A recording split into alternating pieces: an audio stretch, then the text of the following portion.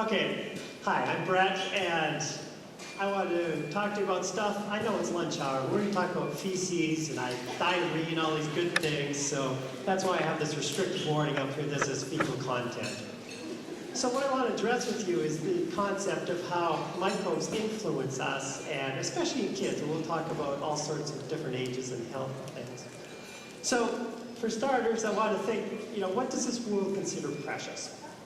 And you're all thinking, I don't know, big rings, yachts, swimming pools, I don't know. I don't want you to think that. Think society. And as society, we really do treasure our kids the most, right? So we think babies, aren't they cute and everything? So that's a picture of a baby, right? When we're done this talk, I want you to be thinking this. Baby and the microbes. Because that's kind of what I want to tackle today, is how these microbes influence kids. And just because you can't see them doesn't mean they don't do anything. And that's kind of what we're going to be dealing with today. So, to start the story, we have to go back to way back 330 odd years ago. There was this guy named Anthony van Leeuwenhoek. He worked on textiles in the Netherlands, and his pastime was grinding lenses to make magnifying lenses. And he got so good at grinding lenses, he basically made the first microscopes. But once he made a microscope, what do? You look at things, right? So he started looking at things. And one of the things he did is he scraped out his mouth and put those scrapings under this microscope, held it up to the light. And he made this quote here that basically there's more things in the mouth, we call them animalcules, which are microbes, than there are people living in Holland at the time, which is where he lived. That was where microbiology was born. And that realization that we were full of microbes, it basically was there. We kind of ignored it, and we sort of knew it, but didn't really pay attention to it. So you tend to forget, microbiology students know this, but those of you who aren't microbiology students, you better know it. Microbes rule the world. There's way more microbes than humans, animals, etc. This is the tree of life. And way over there you can see animals and plants. They're just two tiny branches of the whole branches of life. Microbes are everywhere. They've been here long before we were ever on this earth, and they'll be here long after we are long gone. And there are many different kinds of microbes, as you know. Well, 125 odd years ago, these two guys came along, Robert Koch and Louis Pasteur. And these are microbe hunters, basically. And what they did, they hated each other. They were like good scientists that were competing, right? But between the both of them, they basically showed that many different microbes cause different diseases. Up until then, we didn't know what had caused infectious diseases. We thought it was bad air. There was all sorts of different theories about this. But these guys showed that germs, microbes, cause disease.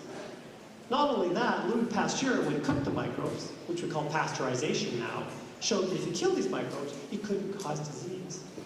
So that means that if germs are bad, and we kill germs, it's good, right? And we should be able to get rid of infectious diseases. So for 125 years, we've been doing that. And we've got things such as antibiotics, and they kill microbes nicely, so we'll talk about this in a bit. This is a movie, it just shows basically bacteria growing and blowing apart by antibiotics. We brought in sanitation. We basically tried to make the world clean. We got rid of the rats, we started collecting garbage, and we really went out of our way to block our exposure to microbes. So now you can find hand sanitizers. It kills 99.9% of bacteria. That's great. We're killing microbes. This is what we want to do. And this whole world has been engineered to do this.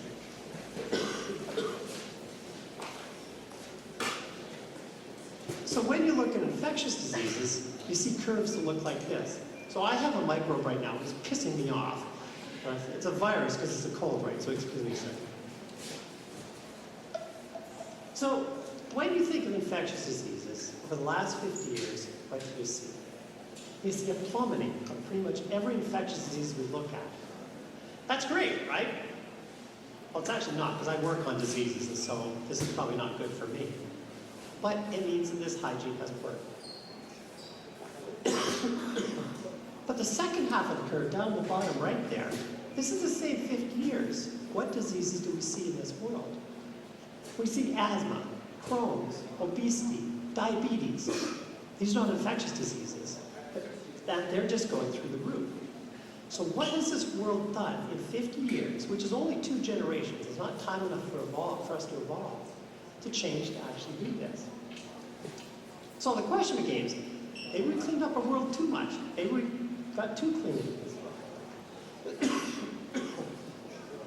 So I love to tell my students that you're more microbial than human. There are actually more microbial cells in and on you than human cells. They don't like that, but that's fact. So we now realize that we are just completely filled with all these different microbes living in and on us all over. They also contain 15 times more DNA, the amount of DNA that we actually encode. So again, you're more microbial than human. So how do we know this? Well, it came about by DNA sequencing. So there was this big push a while ago to sequence the human genome, and they made that push back in mid-2000s. They sequenced the human genome. Hooray, we got the human genome. They built all these genome sequencers, they hired all these people to do it. But then they looked at each other and said, okay, well, we're done this. What are we going to do now? Otherwise, what a good job. And someone had the bright idea, well, let's go sequence microbes, because there's lots of them. And that was the Human Microbiome Sequencing Project. And based on that, we can now actually sequence these microbes without actually having to grow them. And that's how we're learning that we're so filled with these different microbes, by their sequences. So it's thought there's at least 10 trillion microbes in and on you. Phenomenal numbers. They're mainly in the gut, but they're all over you. And to put that in perspective, if you take 1 gram of feces, which is, a piece of poo the size of your little fingertip, there's more microbes in there than all the humans living on this earth. Think of that every time you go to the bathroom. There's lots of microbes there. That's normal. This is what we are. We are actually heavily microbes. So they come in all different sizes and shapes. So late one night I wanted to do a fun experiment. So I went and I brushed my teeth out really nicely. And I swabbed out a cheek cell and did a gram scan. And that's on the left here. So see that beautiful, sexy cell there? That's on my cheek. You might not be able to see it, but you can see all these little dots on it. These are microbes that are on my cheek cell. They're there. They're just there normally. That's normal. There's lots of different microbes all over us, and we're all made of microbes in our life. So where are these things? They're basically wherever your body is exposed to the environment. So skin, for example, oral, vaginal, gastrointestinal tract, your genital tract. There's microbes there. And they're different microbes for different parts of the body because these are different environments, right? So they're all over us. Now, the thing that we realize is that microbes change as we grow. When you're born, we'll be talking a bit more about what happens to microbes when you're born, you get what I call your very first birthday present from your mom. This is a great birthday present. It's a bolus of fecal and vaginal microbes. Yeah, right? That's actually really important. We'll talk about that in a second. So then as a baby, your microbes bounce around a bit. You have these toddler microbes. Then you get to puberty, and your body's hormone shifts, your microbes shift. Then you have adult microbes. And those adult microbes will last you your life. Until you turn 65, then you fall off a cliff. The microbes go all weird, and there's thought that might be associated with aging. Now, so there's different ages you can associate with microbes. But the thing is that each of us has a unique signature of microbes. Everyone in this room is different. There is no one microbe that is found in all people in this world. Everyone's got your unique signature. This is dependent on what you eat, where you're born, who you interact with. So everyone's unique. So even though we're 99.99% identical genetically, at best we have 50% shared microbes. So I argue a lot of our individuality doesn't come from human genes, it's from your microbes genes, right? So do we need these microbes to live? The answer is yes. The experiment's done a few ways. Bottom line is, we know that microbes have to make essential vitamins, and without these, you can't live. But if you can supplement those vitamins, you can actually eke out a life. And that experiment's been done in both humans and mice. There was this boy named David Vedder. Before he was born, they realized he had no immune system. You can't live in this world without an immune system. So they birthed him by a sterile C-section, and they put him in a sterile container and fed him only sterile food and water, as well as the essential vitamins. He actually lived 12 years in this bubble environment. He became known as the bubble boy, without microbes, till he had an infection and actually died of it.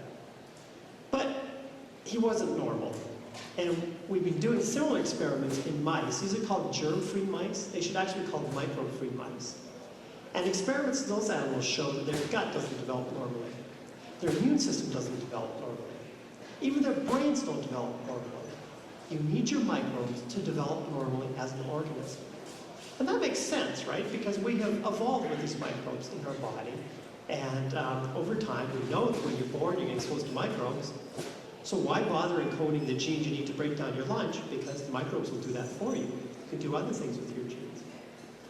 So we know they're essential for life, and without them, you really are in a lot of trouble.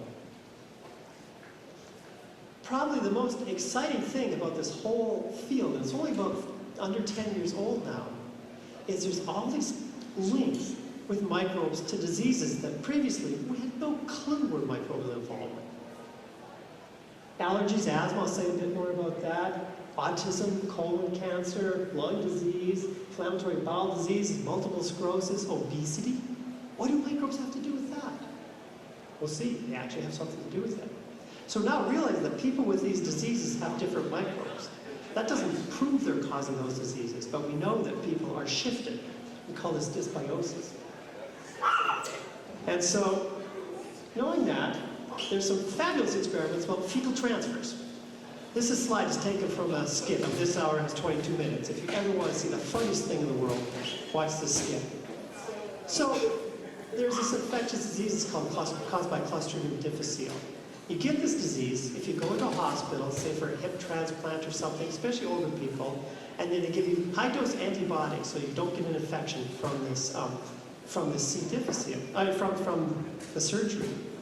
Well, C. difficile is actually kind of a wussy pathogen, but when you wipe out all the rest of the microbes, which the antibiotics do, this thing can then grow up. And you see this especially in hospital settings, and it's a very common, especially Ontario, Quebec. And this is a disease that will kill you. So antibiotics cause this disease by these high-dose antibiotics. So what do you cure this disease with? Antibiotics have maybe a 20% cure rate of what is basically a fatal disease. So then they did these experiments where they reasoned, well, let's put in microbes from feces, for healthy feces. They will help outcompete them and hopefully get rid of the diseases. When you do that, they basically put a tube down someone and then they gavage in feces, or you can do it the other end out. You basically get a 94% cure rate for this disease. Fantastic. This is the first example of medically showing that actually something as simple as a fecal transfer can be used medically to prevent what could be a fatal disease. That's exciting, because that says that if we can change feces, or well, if we can change microbes through feces or any other way, we can actually start to basically impact on diseases. And it's way easier to do, say, a fecal transplant than it is to do gene therapy, which we still can't do, for example. So this is opening up the possibility of many diseases that we'll talk about can actually be done by shifting microbes. And we actually basically drug the bugs instead of the person. So that's where a lot of this excitement is coming from. So let's talk a little bit more about kids. And as I said, early in life, that's where you acquire your microbes. It's really environmental. If you're born by a cesarean section versus vaginal delivery, your microbes will be different. If you're breastfed versus bottle-fed, they'll be different. And really, everything you have to do, if you have a dog in the house, your microbes will be different. Everything has to do with the environment, what microbes you're actually exposed. But early in life, they're bouncing around, and what we're now realizing, that's a really critical window of time for these kids to acquire these microbes to develop normally. So I alluded to the microbes being important in developing the immune system. Several studies by our lab and many other labs are showing that microbes really shape how you develop the immune system. The reason this is important is you can push the immune system in different directions. You can push it, say, towards an asthmatic type or an allergic type immune system. And many of the diseases that we've actually talked about, in essence, are diseases of the immune system, either increased inflammation, for example. And so these microbes shape it. And so it's really important early in life how you develop your immune system, whether or not you then go on to get these various diseases. So I'm going to take a little side trip here and tell you about some work we did in our lab with asthma. So I work on diarrhea, so the question is, why on earth am I talking about asthma? Well, you see that in a second. But asthma when I was a little kid, no one had asthma. We had one kid in the school that had asthma. He had one of those puffers. He must have been weird, must have been a mutant, right? Because he had this puffer. Now you go to the playground, kid takes a puffer, takes a few puffs, hands it to his friend takes a few puffs, climbs on a slide, passes down the line. 20% of kids in Canada now have asthma. Where's that coming from? Well, let's have a look.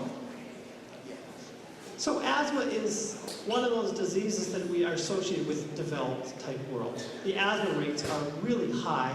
Canada, US, the UK, Australia type things. That's where the highest asthma rates are seen. In Africa, asthma rates are just bottom line. They don't have it there. It's like us, 50, 100 years ago. So it's something to do with our change in society. The question is why? So if you live on a farm, you have a 20% less chance of getting asthma. I love this picture. It's actually a picture of a kid riding a chicken. I mean, what a hoot, right? Okay, so just living on a farm has a change in asthma rates. That's interesting. If you're born by C-section, you have a 20% higher chance of getting asthma than if you're born vaginally. Now, asthma doesn't kick in until 5 years of age. We know that kids born by C-section, their microbes resemble the mother's skin more than the vagina and the fecal microbes of that mother, because that's the microbes that kids are exposed to. Okay. Getting antibiotics in the first year of life gives you a much higher rate of getting asthma. What do antibiotics do? They wipe out microbes, right? Okay. And breastfeeding increases your chance of getting asthma by about 20%. What do all those things have in common? It's microbes, right? So you can think how the microbes... So the way this story started is I went home to my wife one night. I was all excited because we were using antibiotics to affect diarrheal outcomes in mice. And I said, hey Jane, it's really neat. We can treat these mice with antibiotics, shift their microbes, and change disease. And she sort of looked at me out of the corner of her eye and said, Brett, kids that get she's a pediatrician. The kids that get antibiotics have higher rates of asthma. And so I said, well, that's cool. But being the good husband, I don't believe her, right? So I go to the library, and of course, Jane is right. It's true. But I couldn't find the experiment that said, yes, indeed, these microbes are actually affecting asthma. There's all these sort of hints, but no one had done the experiment. So I convinced a young graduate student, her name was Shannon Russell, who was coming into the lab, who thought she was going to work on either E. coli or salmonella diarrhea. And I said, hey, Shannon, let's work on asthma. What does a young graduate say? Okay, sounds good to me. What can she say, right? So we decided to do a few experiments to see if there's actually an effect. So what we did is we take mice and we treat them with antibiotics. Now antibiotics, yes, they kill bad bugs, but they kill good bugs equally well. They carpet bomb the microbes. And we basically treated mice really early in life, or adult mice, with these antibiotics, and their microbes are shifted. And then there's a model, it's basically for mouse asthma, and then you can say, what does it have to do with asthma? And what we found is that early in life, you shifted the microbes. We profoundly changed the rates of asthma. And whereas the adult mice, it was done. That they had no effect. We couldn't influence the asthma outcome. What does that tell us? Well, that says that early life microbes are probably involved in, I've already hinted at it, affecting how the immune system develops, which could then push it towards a more allergic asthmatic type immune system. Okay, great. We cured mouse asthma. We're a hero, right? Well, maybe to the mice, but not to kids. So then we started to look, well, what happens in children? Is the story the same? So we took a cohort of 220-odd Canadian kids, and we started to look at their microbes. And there's already a cohort of kids. They were studying these kids for smoke in the house, how you're born, antibiotics.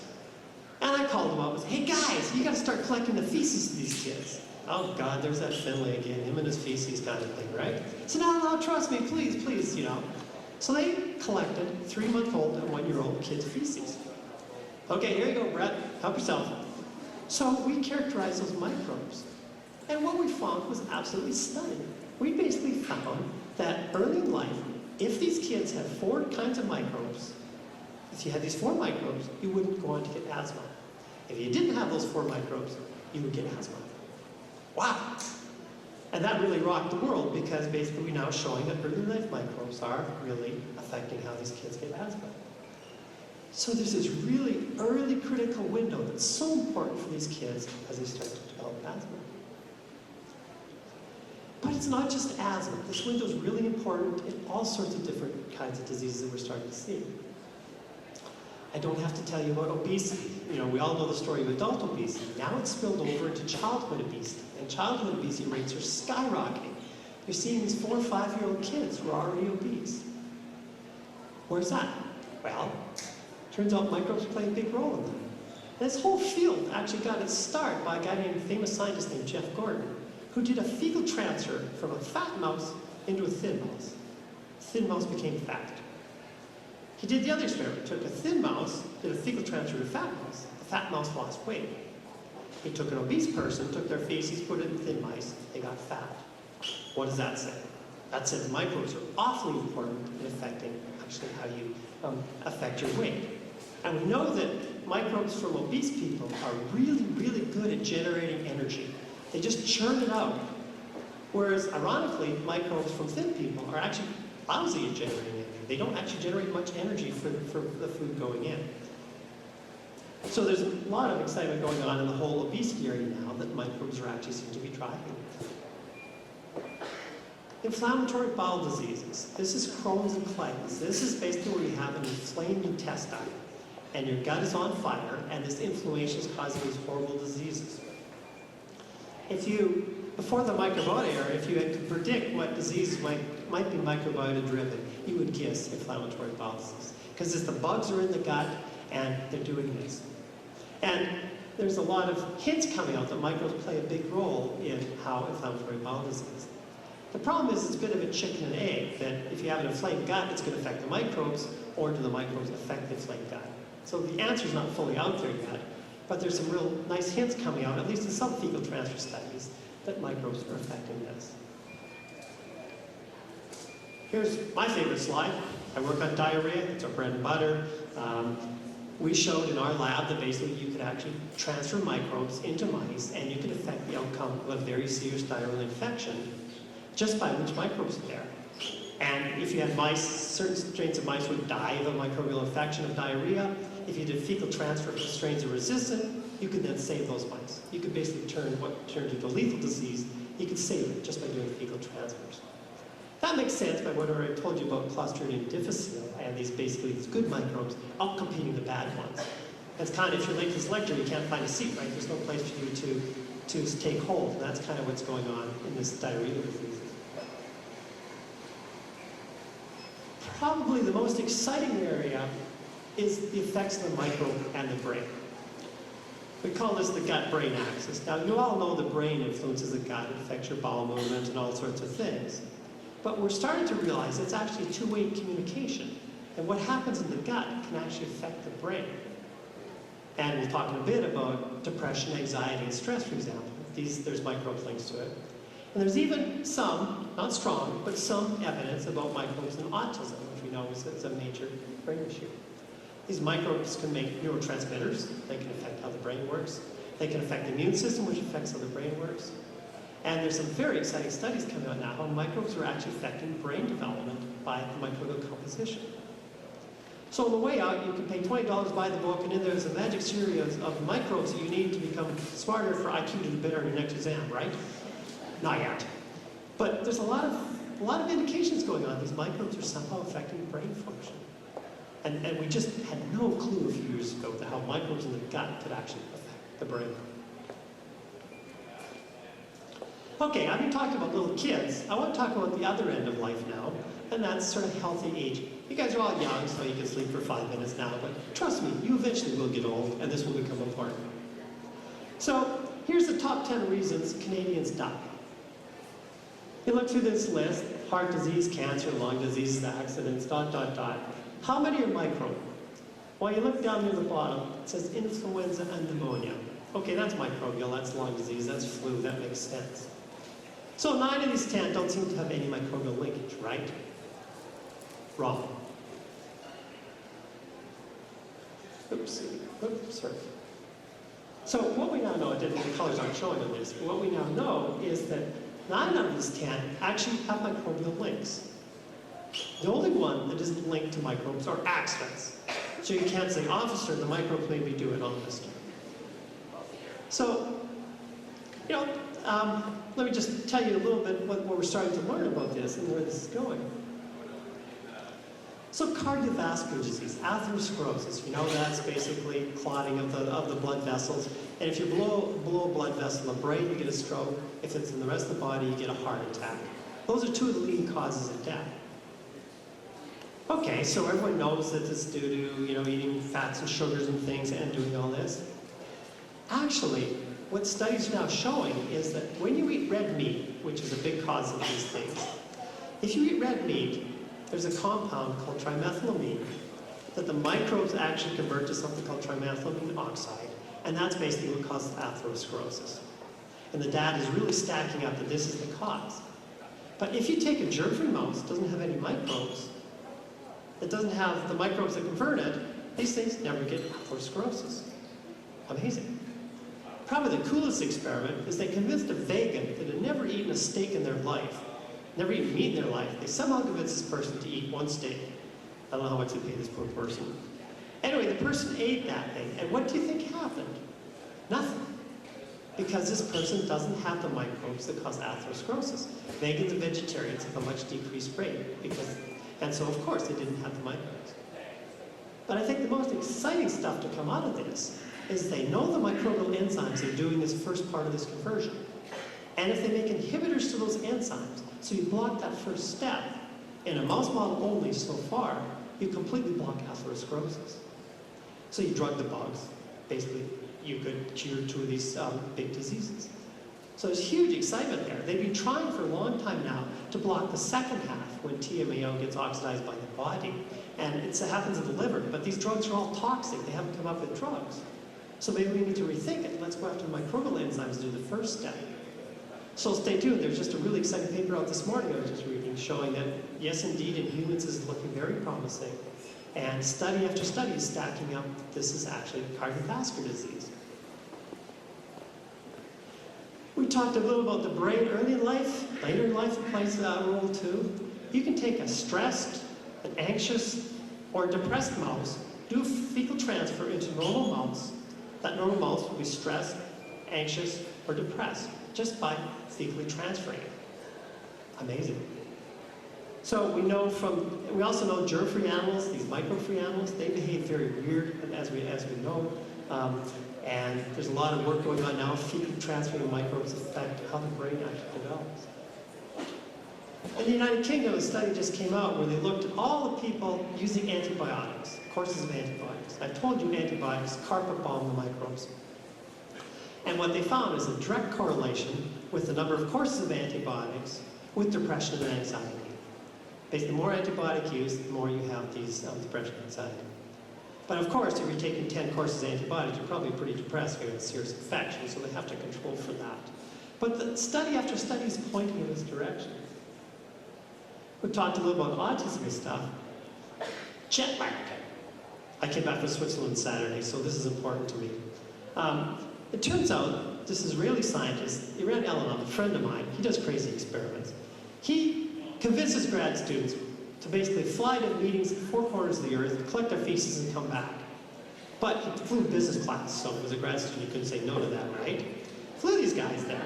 And he's basically, based on that, he and several other labs have now shown that microbes affect circadian rhythm. And they actually influence jet lag. So maybe we soon have a pill that you can take if you go to the UK or something, where you can actually affect your circadian rhythm. So these microbes actually do affect how the body's circadian rhythm actually works.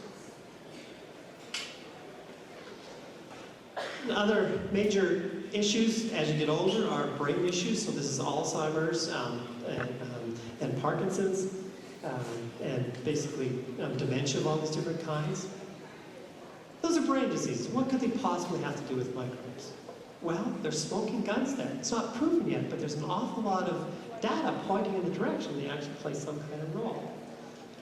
Let's just take Alzheimer's. This is, just like all the other diseases we talked about, this is a Western disease. And it's increasing just like asthma, obesity, inflammatory bowel disease, autism, you name it. It's on that same curve where we change our world. Ironically, the place in the world that has the lowest rates of Alzheimer's is in rural India. Now, rural India has a very different microbial and hygiene type attitude than we have in our society. So maybe there's a microbial exposure there. So if you remember anything from this lecture, it's brush your teeth.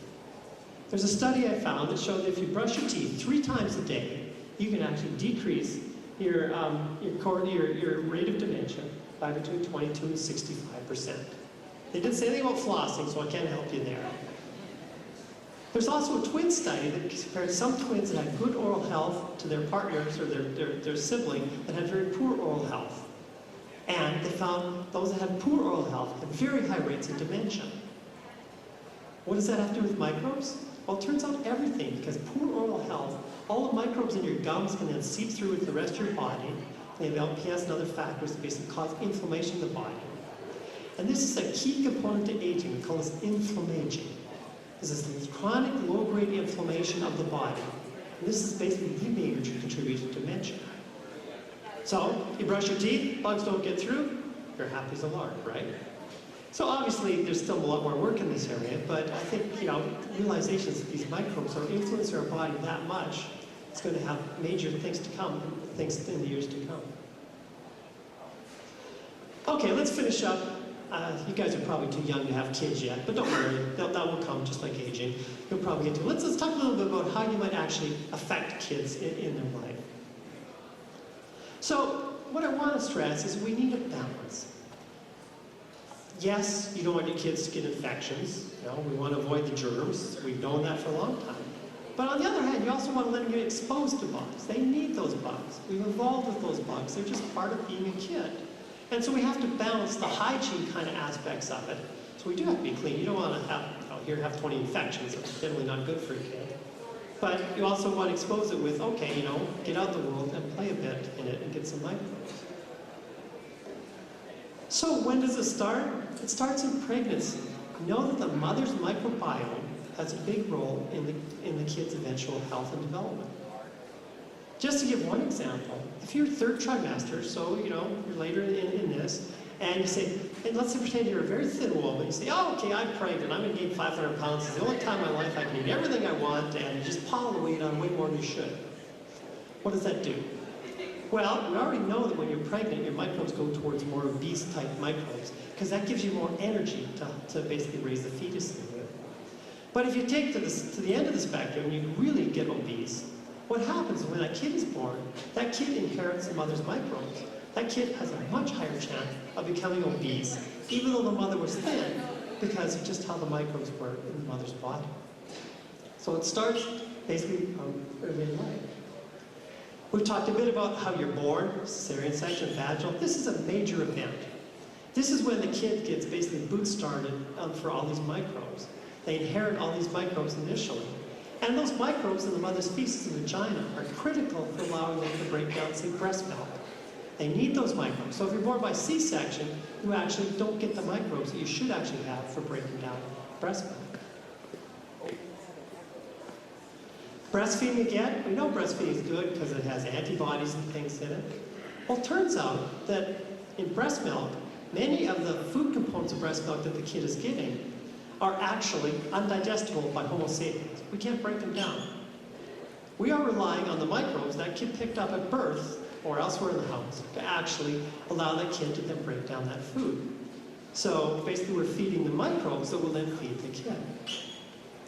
Just I think there's enough studies to show that breast milk, we originally thought it was sterile. There's actually microbes in there. And again, these microbes are involved in breaking down breast milk. So by breastfeeding, you're actually feeding them the microbes to then break down what's in breast milk for the kid's health. Okay, hand sanitizer. You go to a playground, every parent's got a diaper pack has got a bottle of Purell hanging off the end of it, right? Kid's on a swing, gets off the swing, goes to slide, the mother's got to clean the hands off, right? Kid picks up a piece of dirt, don't do that, put it away type thing. It turns out that studies have shown that hand sanitizer does nothing in terms of being more effective for the kid's health. And the FDA, there's an antibacterial in this called triclorazane. The FDA has actually banned it now because it doesn't do any good. So don't use hand sanitizer. The other part of this picture, the soother, the binky, the thing you put in a kid's mouth. When you put this thing in a kid's mouth, what's the first thing the kids do? Spits it out, right? Put it back in. It's a real fun game, right, for the kid anyway. So, as a parent, you have this dilemma. Kid spits soother on the floor. What do? You have two options, right? You can go to the washroom and wash it off and put it in the kid, or you can put it in your own mouth and put it back in the kid's mouth. So there's a study they did, and what they showed that if you put it in your own mouth, as opposed to washing off, those kids had much less obesity, allergies, inflammatory bowel disease, because you're getting them little microbes, right? So hey, life's easy when you're babysitting, right? Just shove it back in your mouth and the kid's mouth, right? It's another microbial colonization technique, really. What do kids like to do? They get dirty, right? They love to get dirty. And if that was so bad for us, why did we evolve to put everything in our mouth we possibly can? Those are the babies that know a kid's just shoving everything in their mouth. Why? They're probably trying to sample their microbes. Maybe they realize that if you get over the infections, this is probably a good thing. So, those are the parents are saying, chill out a bit, maybe getting dirty isn't such a bad thing. Okay, so one of the things I'm always asked, what about pets in the house? Well, it's interesting with respects to asthma, for example. If you have a dog in the house, you have a 20% less chance of getting asthma. What do dogs do? They do two things. They go, they run outside, they get dirty, they roll in anything they possibly can, particularly feces if they can find it. And then they come running back into the house, they slobber all over a kid, right? So it's a great way of getting microbial exposure. If you're in an urban environment, just let the dog go to the park and they'll bring half the microbes back with them. So it used to be this, if you're allergic, don't get the dog, that's the worst thing you can do. Now, ironically, it's actually the best thing you can do in terms of microbial exposure. We know that if we sample kids' feces, we can actually tell which kids have a dog in their house just by the microbes in their gut. Cat lovers, I'm really sorry. Cats have no effect whatsoever. What does a cat do? They sit in the corner, they thumb their nose at you, right? They're not gonna like the kid. So there's no data either way. I can't say get a cat or not, but dog, the dad is really quite miserable. Probably the best way to influence your microbes is what you eat. Next time you eat, think you're feeding your microbes, not you. So I know your mother said eat your fruit, your vegetables, your legumes, your nuts and everything because it's good for you. We now know that good for you means it's feeding the microbes. When you eat white sugar, white flour, these things are already processed and broken down. They're absorbed very early in the upper intestinal tract. They're sucked out right away. They don't need microbes to break it down. So ironically, even though you're feeling full, you're actually starving your microbes, which are further down in your gut. And so that's why you're supposed to eat all these fibers and nuts and fruits and vegetables and things, because those are not broken down right away. And ironically, the microbes have to digest these things. And actually, then you select for beneficial microbes. And this is pushing your microbes away from the obese kind of microbes, whereas white sugar, white flour really do select for the obese type microbes. So diet is probably the #1 way of influencing our microbial composition. Just to give you an indication of how powerful this is, again, this crazy Israeli I told you about the jet lag, he did an experiment. We made a bunch of Israelis wear a glucose monitor, and they tracked everything they ate. And then they characterized all the microbes that every person had, and they correlated which foods gave glucose spikes versus which ones don't. Glucose spikes lead to obesity and diabetes. So the idea is to avoid these things. Based on that, for $300 now, you can send your feces to day2.com, and they will analyze your microbes, and they'll say, you should eat these foods, because they won't give you glucose spikes, and you should stay away from these foods. And every person is different. But the most exciting thing is when you pair that up head-to-head with normal diets like Atkins or Weight Watchers, it blows away these diets, because you're tailoring the diet for that person's microbes, and you're then allowing them to basically eat the things that are good for you without causing glucose spikes. That's really funny. Some people can eat as much ice cream as they want. It's not going to cause glucose spikes. Others, it causes big spikes. So, if you follow me so far, and you'll humor me and believe that microbes are important, I'm really worried. Because each generation we get cleaner and cleaner and cleaner. And how are your great-grandkids ever going to be able to have the microbes you have, let alone you have the microbes that your great-great-grandparents have? Every generation we clean them up more and more. We use high doses of antibiotics all over the place. The average kid in the US gets 10 to 12 courses of antibiotics before they get to school. And the curve over here, this is just a curve from our lab a few years ago, where we just treated mice with different antibiotics. So U is untreated, and we have streptomycin and metronidazole, two different antibiotics. What do you see? Drastic changes in the microbes. So ironically, I'm starting to think that maybe these microbes should be thought of as endangered species. They're getting rarer and rarer. And we can't go back to the way our great-grandparents' microbes were. And what are we going to do? And in our quest to clean this world up so much, maybe we're causing a lot of problems that we really should be worried about. As I said, I'm married to a pediatrician. I've got to put a plug in for vaccine. There's an awful lot of nonsense on the web and everything else about anti-vaccines. Just don't believe it. Go with the data. Vaccines work. They're by far the best preventative medicine of the 20th century. And you can see, you pick your disease. We've gotten rid of them. Ironically, by getting rid of diphtheria, polio, and smallpox, and all of these crippling diseases, people think, well, we don't need vaccines, right? We do. The first Bush got rid of the whooping cough vaccine, and what happened is immediately whooping cough flared up, and a bunch of kids died needlessly until they brought the vaccine back. So we do have to do vaccines, and for the anti-vaxxers, I'm sorry, the data is fraudulent, and we can have a lovely argument about this, but really, vaccines really do work, the science is there. So that brings me to the end. Yes, I'll do a blatant plug for the book. It's only $20 back there. What's that, 2 double lattes or whatever you drink these days, you know? I'll even sign it when we're done here. So that's what this book does. It basically tries to put all these put all these microbes in context. But it's not just about kids. It's about all of us. We talk a lot about all the other diseases and things that are in us. And so have a look at it if you want. The website, if you want to ask me about probiotics, just go to that website and click on probiotics. There's some really nice clinical studies that now show which drugs work, or which probiotics work, or which ones don't, and it's really a mixed bag. So I guess I'd leave you with a closing argument, you know, is let kids be kids, let them play in a mud puddle, let them get dirty, just wash them off and the end of it, they'll be better for it. Thank you very much.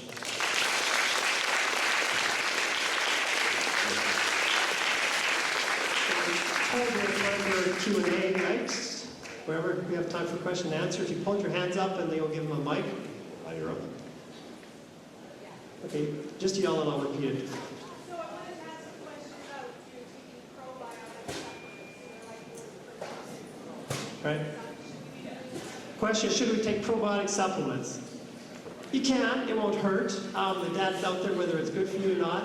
I think probiotics, we're going to see a second generation of probiotics. It's much more defined, a mixture of 20 bugs that are from the gut, for the gut. A lot of the probiotics, they're from the vagina. You put them in the gut, you have to take 10 billion a day. They don't stick, they just wash through. They don't, you know.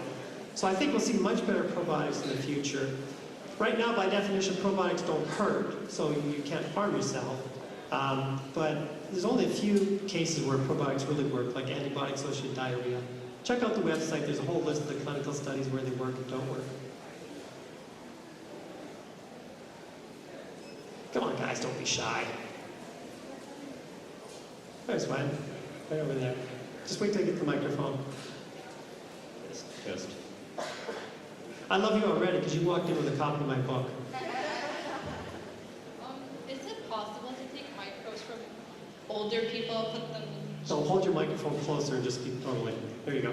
Is it possible to take microbes from older people and put them into this generation of people to have the same microbiome that you mentioned earlier, to battle asthma and all those other diseases that are rising? So the question is, can you take microbes? Well, I don't know if you want to take older people. There's actually some talk of taking young people's microbes and putting them to really old people to decrease aging, because they actually dampen inflammation, and maybe that's one way of doing it. This whole world of fecal transfers is a really early area, and so the data is really unclear right now. I think we'll get to the stage when we're working on our asthma is we can characterize a kid to say you're missing these 4 microbes, you should take these microbes, or you have to take antibiotics, you should take these 4 microbes to then prevent it. So that will come as we get there, but we're just not smart enough yet to do it. And for those of you that want to lose weight, don't do a fecal transfer from a thin person that's, you know. Ironically though, the only clinical indication, adverse indication of a fecal transfer is 2 twin sisters. One was obese but normal, one was thin but she had IBD. When they put the obese sisters into the thin woman, they cured her IBD, but she got fat, so now she's suing her sister. So, you know, microbes, it's still really early days. I think what we have to do is figure out which microbes really do what, and then we can do what you're saying. We can take certain microbes that you're really lacking these things, you're at risk for inflammatory bowel disease, you should have these microbes. But the field's just too young to actually do that intelligently. Next question, thank you.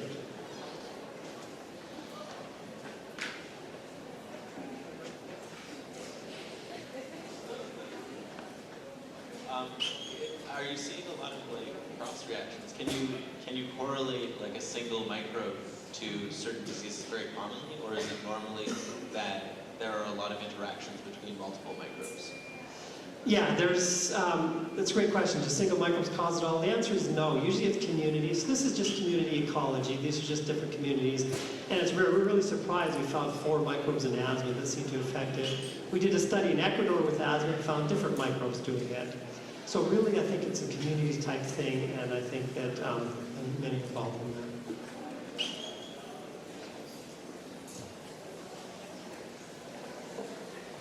So I have a question about if you change your diet, so if you became vegetarian or vegan, how long does it usually take for your microbiome to kind of change its composition? It changes fast. If you go on a diet, within a day you can see changes. And within a week, it's drastically changed. We know that anytime you switch a diet to, say, meat eater to vegetarian or vice versa, it changes quite quickly, and it will change back if you then switch again. So yeah, it changes quickly. Question about your research on the vegan person eating red meat, for example. When you said there's no effect, won't that kind of change the microbiome? So after a while, it will regain those toxic microbes. Yeah, so let's pretend you're a vegan, you start eating meat. You will pick up the microbes that will digest that meat fairly quickly just from the world you live in, and then you will start to have the ability to do this. So my guess is if they had fed that vegan a bunch of steaks, after a while they would rapidly start to do what everyone else does. They just pick those bugs up. Yeah.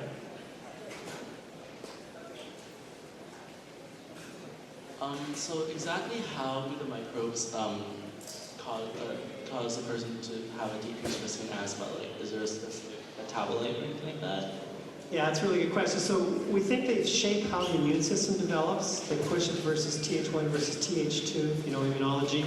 And there's short-chain fatty acids are involved that basically influence how the immune system actually develops. We know and that then affects regulatory T cells. So bottom line is they're pushing how the immune system develops. That's actually doing it. It's probably through short-chain fatty acids and other things. Yeah. I think we should probably do last question over here. So I'm sure you guys got classes to run too. Oh, okay, well, we'll do 2. So how would you sustain the microbiome after a fetal transplant? You said they change very fast, so how do they adapt and how do you sustain the new microbiome? So if you do a fecal transfer, how long does it stick before it goes back to the way it was? Is that what you're kind of asking? It sticks pretty well. It depends on the microbes. Some will stick forever, and others will die out pretty quickly, at least experiments in mice and stuff. So in C. difficile, you just want to put any microbes in there. They'll displace it pretty quickly. In things like inflammatory bowel disease, you're putting microbes onto a bonfire, tell them to put out the fire, the inflammation, boot out all the bad bugs, take over, be the good bugs, dampen inflammation, which is a big ask. So that's why some fecal transfers work and others don't in IBD. So it's still a really complex thing. Is there any way to sustain it for longer? Is there any way to sustain it longer? Yeah. Maybe. We don't know the answers to that. Again, it depends on the different microbes. Last question, even the pink scarf there, yeah. Hi, I was just wondering how damaging single events such as really bad diarrhea or high fevers would actually affect this, and would it have lasting effect on a person? Yeah. Both severe diarrhea and antibiotics, you do push your microbes. But what happens is they kind of bounce back pretty well. For my 50th birthday, I had to do a colonoscopy. This is what you do when you're 50 for colon cancer, right? So the experiment is you take this thing, you swear you clear every bug in your body out. So I did the experiment. I did this myself before and after, right? Mine came back really nicely. But with antibiotics, you go like this, you come back, then next time you go like this, and you get further and further away from your equilibrium point. So repeated courses push you further and further away. The reason they have such a bad effect in young kids is their microbes are bouncing all over the place, and they're really more susceptible to these disruptions early in life. Once you're adult and stable, if you do have diarrhea, Great Tanya, I know. But then you basically, your microbes go like this, but it will then come back. And it surprised me after my colonoscopy, they bounced right back, because I swore I didn't have a microbe left in my body. And they come right back, so, yeah. Okay, so I'll put another plug for the book. I'll go sign some books if you want. And I think we should just say, just wrap it up, say thank you very much. Do you want to say anything? Sure, you come say something.